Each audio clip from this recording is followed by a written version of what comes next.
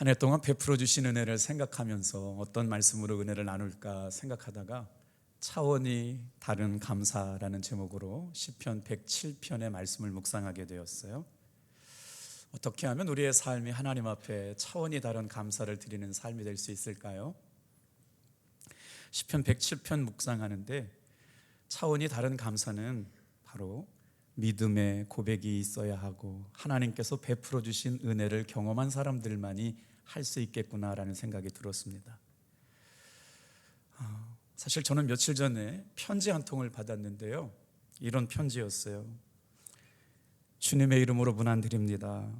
어제 6시경에 비바람을 동팡한 강력한 태풍이 저희 교회에 큰 나무를 하나 쓰러뜨림으로 말미암아 박혜원 선교사가 사역하고 있는 성상황 감리교회에 방 하나를 무너뜨리고 교회 앞 지붕이 크게 파손되는 일을 경험했습니다. 하나님의 은혜로 사고가 발생했을 때는 교회에 아이들이 없었고 또 제 아내와 아들들이 다치지 않았습니다. 목사님 기도해 주셔서 이 어려운 일들을 복구하고 해결해 나가는데 기도해 주셨으면 감사하겠습니다 라는 기도지요. 후배들 중에 제가 저를 형으로 부르는 몇 안 되는 사랑스러운 후배가 이런 편지를 드렸는데, 사실 일주일 동안 저에게 도와달라고 하는 편지들이 굉장히 많이 옵니다. 감당할 수 없는 금액을 도와달라고 하는 분들도 있고 100만 원, 200만 원 도와달라고 하는 편지는 자주 옵니다. 그런데 이 편지를 제가 아무에게도 공개하지 않았습니다. 또 감당할 만한 또 형편도 상황도 되지 않았기 때문에 이렇게 안타깝다라고 하는 생각을 갖고 있었죠. 근데 지난 금요일쯤 돼서 한 성도님이 제 목양실을 방문하시는 거예요. 그리고 나서 이렇게 봉투를 하나 주시고 가면서 이렇게 말씀하시는 거예요.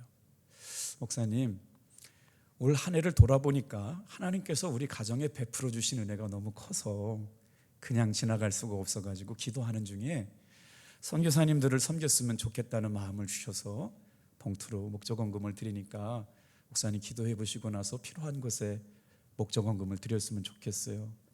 근데 제가 이번에 호렙산을 이제 인도하다 보니까 경황이 없어가지고 박주화 선교사가 보낸 편지를 잃어버리고 있었어요. 그리고 나서 잠시 저녁에 책상에 앉아서 묵상하다 보니까 박주화 선교사님이 보낸 편지가 떠오르더라고요. 그래서 제가 마음대로 할 수 없는 헌금이길래 제가 그분에게 전화를 드렸어요. 혹시 이만저만 해가지고 저렇게 지붕이 파손되고 어려움을 겪고 있는 선교지가 있는데 성도님 생각하실 때 이분에게 이런 걸 보내드리면 어떻겠냐고 그랬더니 너무 감사하다고, 정말 하나님께서 우리 가정에 이 일을 위하여 준비시킨 것 같다고 너무너무 감동받아 하시는 거예요. 놀라운 일이 아닐 수가 없습니다. 하나님께서 정말 필요한 때 필요한 순간 준비되고 예비된 성도를 통하여 주님의 일을 이루시는 걸 보고 너무 감사한 주님의 하시는 일을 보게 됩니다. 사랑하는 성도 여러분, 한 해 동안 여러분 우리가 드릴 수 있는 차원 높은 감사는 어떤 걸까요? 제가 생각할 때 이런 것이 차원 높은 감사 아닐까요? 오늘 저와 여러분들에게 동일하게 일하실 주님을 신뢰하면서 말씀의 은혜를 나눠보려고 합니다. 하나님의 감동, 하나님의 은혜, 하나님의 위로가 넘치시는 귀한 성도님들 다 되기를 축복합니다. 골로새서 3장 15절 말씀해 보니까 이렇게 말씀하세요. 그리스도의 평강이 너의 마음을 주장하게 하라. 너희는 평강을 위하여 한 몸으로 부르심을 받았나니 너희는 또한 감사하는 자가 되라. 우리가 기도하게 하시는 이유가 있어요. 하나님께서는 우리 마음속에 기도하게 하시는 이유가 뭐냐? 마음의 평강을 주시려고. 그러니 감사는 말입니다, 아무거나 할 수 있는 게 아니에요. 하나님이 나를 사랑하시는구나, 나에게 은혜 베풀어 주셨구나, 하나님 살아계시구나 라고 하는 게 믿어지고 은혜를 경험한 사람들만이 하나님께 감사할 수 있는 사람이 된 줄로 믿습니다. 그래서 하나님께 기도하면 어떤 역사가 일어나느냐? 교회가 하나 되는 역사가 일어나고 주 안에 있는지 주 안에 없는지를 살펴보는 건 그의 믿음의 감사를 보면 알 수가 있어요. 그래서 오늘 이 시간에 저와 여러분의 믿음의 진정한 감사를 통해 주님은 어떻게 말씀하느냐? 시편 107편 말씀해 보니까 주님께 감사하는 습관을 가지고 살아라 말씀하시는 거예요. 너무나 유명한 말씀이죠. 우리 1절 같이 큰 소리를 같이 고백해 볼게요. 시작. 여호와께 감사하라. 그는 선하시며 그 인자하심이 영원함이로다. 감사의 습관은 참 대단합니다.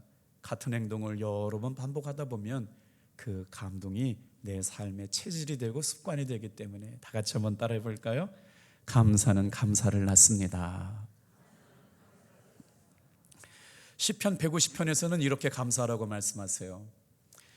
감사로 제사를 드리는 자가 나를 영화롭게 하나니 그의 행위로 옳게 하는 자에게 내가 하나님의 구원을 보이리라. 오늘 사랑하는 성도 여러분, 전심으로 1년에 한 번 우리에게 감사하게 하시는 이유는 하나님의 살아계심을 보여주시고 우리 마음에 화평을 주시려고 감사하는 사람이 되게 하신 줄로 믿습니다. 그래서 반복하면 반복할수록 감사를 더 잘하게 되고 좋은 습관이 되고 우리의 인격이 되어서 아름다운 성품을 가지고 살아갈 수 있는 감사하는 성도들이 되게 되는 거죠. 오늘도 사랑하는 성도 여러분, 입만 열면 불평하는 사람, 여러분 하나님이 주시는 은혜와 감동을 누릴 수가 없습니다. 그래서 스펄전 목사님은 이렇게 말씀하셨어요. 별빛을 보고 감사한 사람에게는 달빛을 주시고 달빛을 보고 감사하는 사람에게는 햇빛을 주시고 햇빛을 보고 감사하는 사람에게는 해와 달이 필요 없는 영원한 빛을 주신다. 오늘 이 아침 영원한 빛으로 우리에게 임하실 줄 믿고 두 손을 다 들어서 서로에게 빛이 있으라 축복할까요? 둘, 셋, 빛이 있으라. 그런 의미에서 차원이 높은 감사가 무엇일까를 세 가지로 묵상할 텐데요. 첫 번째 한번 따라해 주시겠어요? 감사는 그 사람의 믿음의 척도입니다. 우리가 감사를 드리는 첫 번째 이유가 있다면 무엇일까요? 하나님께서 나를 구원해 주셨기 때문을 알죠. 생각해 보면 올해도 어려운 일도 많이 있었습니다. 힘든 일도 많이 있었고요. 올해는 신기하게 이거 이렇게 의도된 건 아니잖아요. 한 해가 시작되면서 저는 내리 5번이나 장례를 지내야 했습니다. 참 감당하기 어려울 때도 있죠. 그런데 주님께서 오늘 우리에게 주시는 위로가 뭐냐? 아무리 힘들어도, 아무리 어려워도, 아무리 절망스러워도 낙심하지 말라는 거지요. 하나님은 우리의 아버지가 되시는 줄로 믿습니다. 하나님은 우리의 구원자가 되시는 분이기에 오늘도 우리가 주님을 의지하고 나가는 것이죠. 그래서 믿음이 없이는 하나님을 기쁘시게 하지 못하고 하나님이 계심을 믿는 자들은 다 신실과 진실로 하나님 앞에 예배하는 사람들이 되어야 하죠. 오늘 감사하는 사람에게 주시는 은혜 1절부터 3절 말씀을 우리 같이 한번 읽어볼게요. 시작. 여호와께 감사하라. 그는 선하시며 그의 인자하심이 영원함이로다. 여호와의 속량을 받은 자들은 이같이 말할지어다.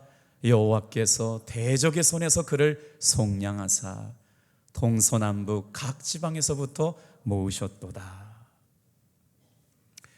저와 여러분을 뭐라고 말씀하느냐? 하나님의 은혜로 구원받은 사람이라고 말씀하셔요. 무시무시한 대적에서 구원받은 사람이라고 말씀하세요. 그렇게 우리는 그 은혜를 입어서 하나님 앞에 감사하며 사시는 저와 여러분들 되기를 축복합니다. 이스라엘 백성들은 사망에서 길을 잃어버렸습니다. 배고프고 목말라서 원망하고 불평할 수밖에 없었죠. 그리고 나서 기력이 다 빠졌어요. 그런데 그럼에도 그 순간에 하나님 앞에 기도했죠. 하나님은 그들의 고통을 보고 듣고 알고 계셔서 구원하여 주신 줄로 믿습니다. 우리가 오늘 이 아침에 감사로 하나님 앞에 예배하며 기도하게 될 때마다 여러분 우리에게 주시는 위로가 뭘까요? 사실 이번에 오셨던 어제 토요일 날 오셨던 김득수 목사님은 제가 처음 목회 서리 파송 받았던 정선에서 목회하시는 목사님이셨어요. 목사님이 계셔서 제가 그 말씀은 못 드렸는데요. 기국이라고 하는 정선교회에서는 가장 40개 교회 가장 열악한 교회였어요. 기국교회 담임 목사님이라 그러면요 어떤 소문이 났냐면 사모님을 일주일에 한 번 읍내에 나가서 시장을 보고 오게 만들어야 된대요. 기국교회는 어떤 교회냐면요 성도가 없어가지고요 거울 보고 목사님이 설교한다라는 소문이 들었던 교회였습니다. 여러분 기억나세요? 성도가 있어야 설교를 하는데 설교 들을 사람이 없어가지고 목사님이 거울을 마주보고 설교하는 그런 교회가 되었다는 거예요. 그러니 어제 말씀하셨잖아요. 5가정 있는 교회 헌금 70% 하는 성도가 교회를 떠나고, 거기가 막 정말 선교제나 마찬가지예요. 산속에 그냥 뚜문뚜문 이렇게 마을이 있거든요. 근데 그곳에서 목회하다가 성도들이 이사를 가고 가서 새벽에 아침마다 눈물을 흘렸다는 그 말씀을 저도 처음 들었는데 그랬거든요. 근데 하나님께서 뭐라고 말씀하세요? 너 사람 보고 목회하니? 오늘 사랑하는 성도 여러분, 저 여러분의 신앙의 고백이 사람 보고 신앙생활하는 게 아니라 하나님을 사랑하고 하나님을 의지하고 믿음의 고백이 있기를 주님의 이름으로 축복합니다. 그 목사님을 그렇게 새벽마다 울리시고 영혼을 사랑하고 말씀을 준비하시더니 수천 명이 모이는 교회 담임으로 옮겨가실 거라고 하는 걸 저는 그때 몰랐어요. 한번 생각해 보세요. 교인이 한 명 남겨놓고 나서 아무도 찾아오는 그런 정말 어려운 형편의 교회 안에 있는 교회 목사님을 수천 명이 모이는 교회 담임으로 옮겨주셨다. 주님이 영혼을 사랑하고 말씀을 사랑하고 하나님을 기쁘시게 하는 종들의 삶을 통하여 이루시는 놀라운 은혜인 줄로 믿습니다. 큰 교회에 계시다고 좋은 목사님 아니죠. 그런데 어떻게 해요? 하나님께서 그의 영혼의 사랑의 마음을 기쁘게 받으셨다라고 하는 것입니다. 다 같이 한번 따라해 볼까요? 두 번째로, 감사는 구원을 받은 사람의 증거입니다. 참 신비하고 놀라운 것은 우리가 감사합니다, 기쁩니다, 충만합니다, 너무 행복합니다라고 하는 감정이 죽을 때까지 변화가 되지 않아서 100만 21, 100만 22 하면 좋겠지만요, 이렇게 충만했던 감정도 오래가지 않고 사그러들게 될 때가 있다는 거예요. 항상 뜨겁기만 한다면 간절하게 기도할 수 있겠죠. 그런데 그런 것이 우리의 마음이 아니라는 걸 저도 알고 여러분도 알잖아요. 어느 날은 세상을 다 가진 것처럼 하나님이 내 기도에만 응답하시는 것처럼 살다가도 어느 날은 풀이 죽고 힘이 빠져가지고 정말 신앙생활하기가 어려울 때가 느껴질 때가 있잖아요. 그런데 여러분, 거기에 놀라운 은혜가 있어요. 어떤 은혜가 있어요?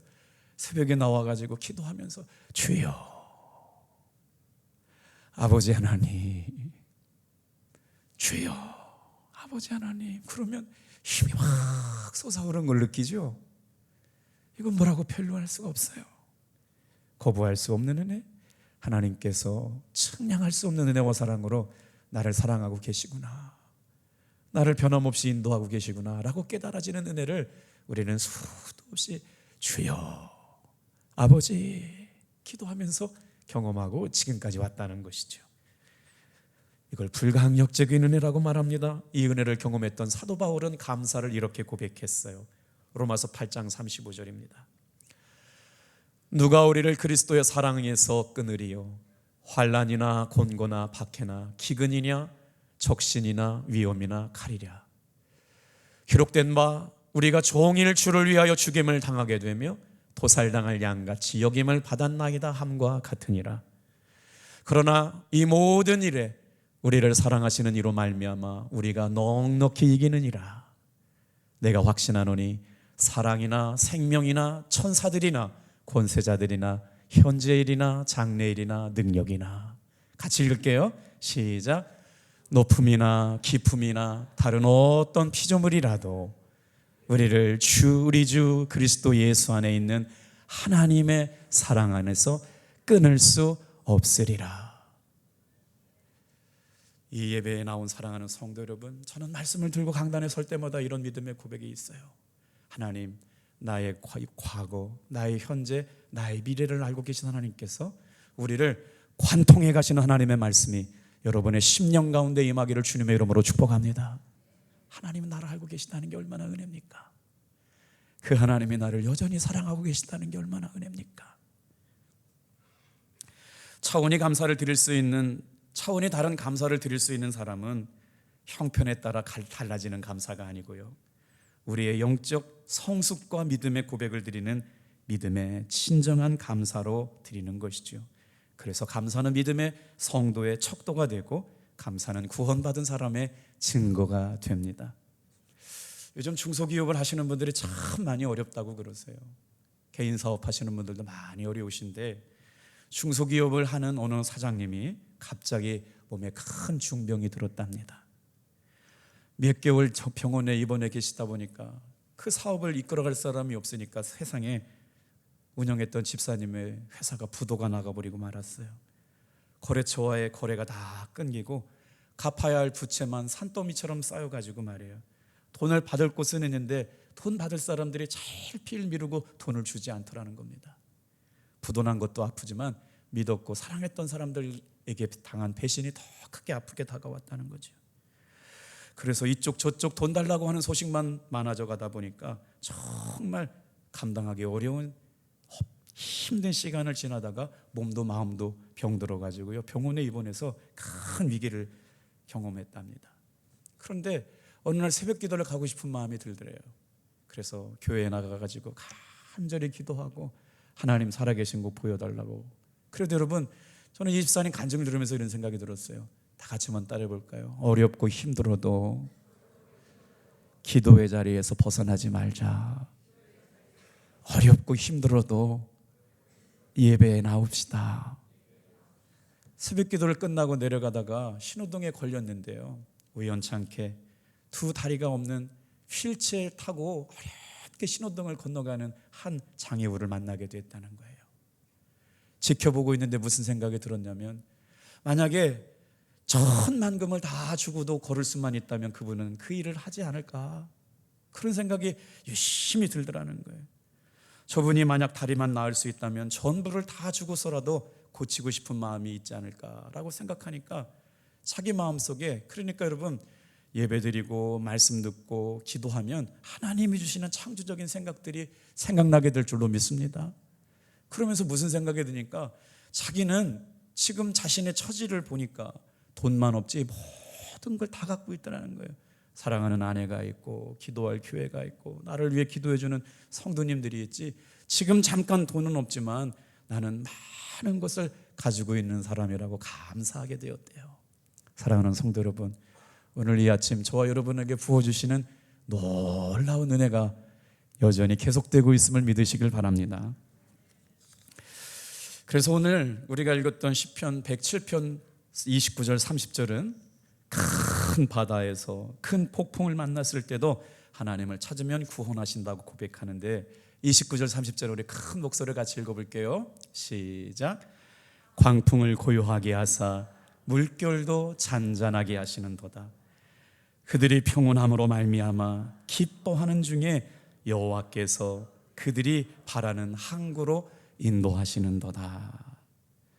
이 모든 것이 성도의 감사요 간증이며 기도의 제목일 줄로 믿습니다. 사랑하는 성도 여러분, 하나님께 감사하면 더 감사할 수 있게 될 줄로 믿습니다. 그럼에도 불구하고 감사하면 더 감사가 넘치게 될 줄로 믿습니다. 그래서 감사는 감사를 낳는다고 그러죠. 그러다 보면 감사가 감사를 낳으면 날마다 감사해서 평생 감사하고 살아갈 수 있는 사람이 될 줄로 믿어요. 세 번째로 한번 따라해 보실까요? 차원이 다른 감사는 범사의 감사입니다.